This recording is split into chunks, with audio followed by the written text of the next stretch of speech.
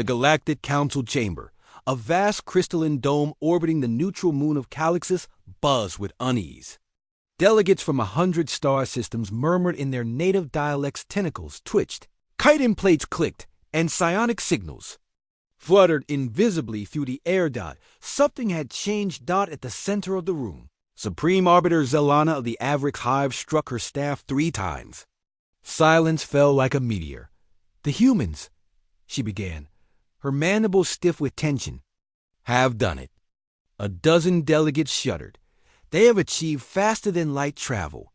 Murmurs returned like a crashing wave. But it wasn't just the FTL achievement other species had achieved FTL eons ago. It was how the humans had done it. Counselor Tharn of the Suvex Collective, a gaseous being in a grass-stabilized field, rippled with agitation. But their species is only 300 local years into spaceflight. This cannot be natural progression. Did they steal it? Capture a derelict. Vessel? No, replied Zelana grimly. They invented it. Independently. And recklessly. A hologram flickered to life above the chamber of feed, intercepted from Earth's orbital station. It displayed a vessel launching from Earth's orbit, the HSS Black Velocity.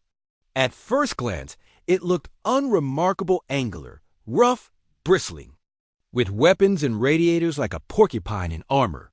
But then the drive ignited. Space itself cracked. Not bent, not warped. Cracked. The Black Velocity vanished into the split, leaving behind a cascade of quantum instability. Satellites in orbit were shredded. Moon tides reversed for 0.7 seconds. One probe in the asteroid belt spontaneously combusted without contact, without energy transfer. Just burn. This is not warp, not slip space, not quantum tunneling, Zelana said, turning slowly to face the gathered species. It is something else. Something primal. Counselor Drevlax, a crystalline entity from the ancient Volari order, pulsed a slow, ominous glow. They have torn open reality to travel faster than light? Yes, Zelana said. And they call it the Shatter Drive. Counselor Jara of the Elythian symbiosis, whose people evolved in the minds of sentient plants, whispered through her neural vines. Do they realize what they've done? A new hologram answered her question. A human, seated before a joint press conference on Earth. A man in a blue jumpsuit, streaked with burn marks, his face a mask of tired triumph. We didn't break the laws of physics, he said. We just found where the laws were badly written. He smiled, and the council shivered, while the debate in the chamber turned into a cacophony of fear, outrage, and desperate logic. Only one delegate remained silent. Ambassador Talia Ramos of Earth sat in the far corner, in the seat reserved for probationary species, watching the chaos unfold. A single cup of black coffee steamed in her hand.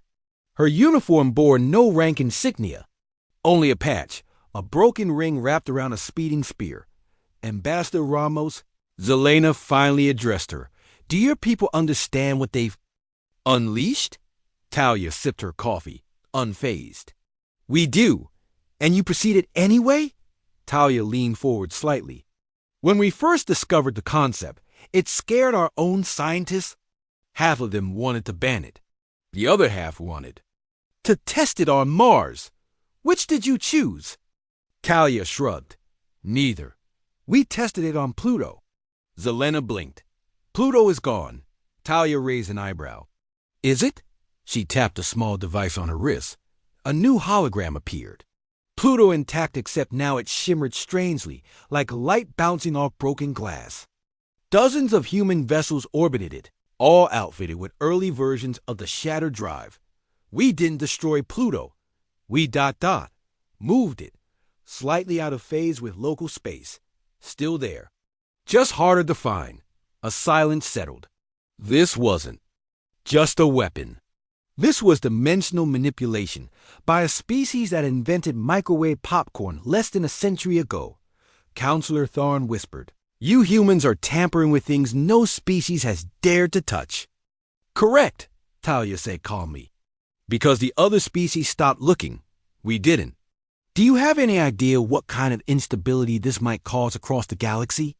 Talia placed the empty cup down. Do you have any idea what kind of stability we might bring? The room froze. She stood. You all love to point at humanity's savagery, our wars, our history. But you forget we're the only species that invented nuclear weapons and didn't use them to wipe ourselves out. The only ones that mapped our own genes before we solved world hunger. The only ones that found the edge of chaos and said, maybe we can build a home here. Ambassador Ramos looked around. Her voice dropped, quiet but dangerous. We didn't invent the shatter drive to conquer.